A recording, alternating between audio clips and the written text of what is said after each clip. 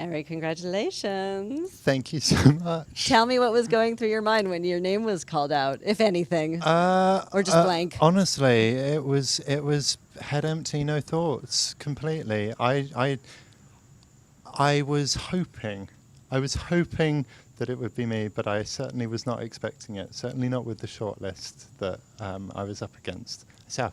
Like, they're all brilliant, and I think they should all be celebrated. Well, I mean, we agree. It's an amazing shortlist, but yours is really an amazing one, and it's an interesting focus. Why? I'm wondering, did you choose to write about grandparents in your first book? So I say the academic inspiration is that I wrote this whilst I was at university, and the dissertation that I was doing at the time was into queer representation in illustrated children's literature, looking at who was writing and illustrating, who was being represented in the stories, and certain sort of markers, like were they being physically affectionate, was it a respectful sort of visually as well as narratively, but the personal sort of inspiration was the stories that my family shared with me about my grandfather, who I wasn't ever able to meet. And so it was kind of, sorry, I'm going to try not to cry, but like it was kind of me sort of wanting to immerse myself in those stories and think about all the ways to celebrate them and honour that memory, especially when you weren't ever able to meet that person yourself. And so I think that's probably what kind of made it so personal to me. That was kind of the link. So yeah, on many levels, I'm incredibly thrilled for it to be the winner here tonight. That's so beautiful. Thank you so much for sharing that with us. And was it important to you, even more important to you to that effect, to be able to write and illustrate at the same time for the same story? Yeah, absolutely. And I think the thing that I really love about writing and illustrating is that there's a synthesis between the two sort of formats.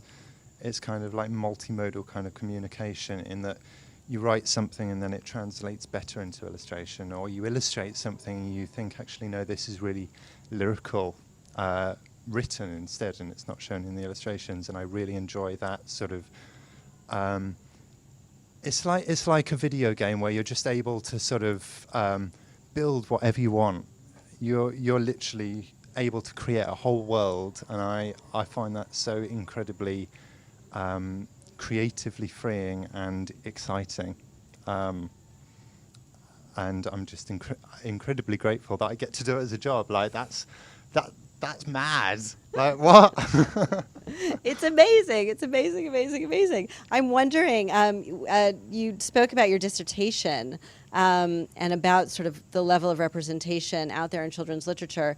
And I'm wondering, did you decide during that or after that there are other kinds of children's books that you would like there to be on the market, that you'd like to see other worlds like that being built? Yeah, absolutely. And I think some of that I've kind of addressed with the sequel, Grandad's Pride, in that, to be honest, even in the time since Grandad's Canva was published, so much awful anti-trans sentiment with the government and with media institutions, this witch hunt against trans people, demonizing them when all we want to do is live.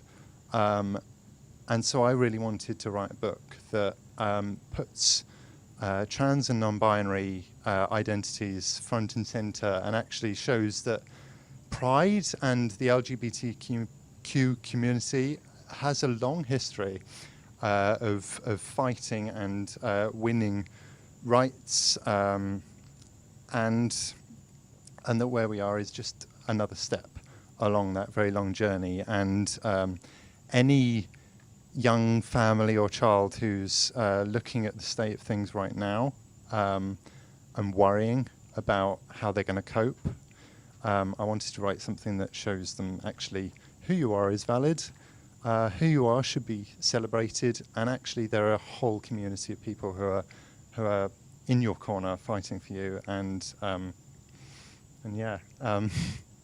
So that's what you can expect in Grandest Pride. Lots of protest. It's queer joy. That's what I'm all about. Well, I love that. I love that. And obviously, one of the organizations or groups that are so important in helping to sell your book and to get those stories out in the world are independent bookshops, for which we share a mutual love, I think. Do you have any particular favorite indie bookshops who you Oh my gosh, I was so waiting for this question. Oh, so good. I have had the absolute pleasure of working with so many wonderful independent bookshops, and also so thrilled to be on the shortlist for the Indie Book Awards this year for my other book, Timid, which features a non-binary character. My favourite, I don't want to say like favourite, but some of the indie bookshops that I absolutely love are Next Page Books in Hitchin. Liz and Julie run the most wonderful, inclusive bookshop with a focus on neurodiversity. Sorry, I can't get my words out today. They're absolutely wonderful, the most supportive, enthusiastic people I've had the pleasure of meeting. Mostly Books in Abingdon, again, absolutely wonderful, and everybody at Moon Lane who have supported me ever since the very first hardback release of Grandad's Camper. That was the very first window display I did. So yeah, shout out to all of those and many more. They're the absolute lifeblood of this industry, and I wouldn't be anywhere near where I am without them. Well, it's an absolutely phenomenal list. I love that list of bookshops. I want to ask you one more question, which is very simply, how do you plan to celebrate this evening? Probably a few more drinks with everybody at Anderson, and then I've got 2 weeks booked off, so I'm going to spend lots of time in my garden with a coffee and a book and my 2 lovely dogs. Amazing. Well, I hope that you get to do all of that and more, and congratulations again, and thank you. Thank you so much. Cool.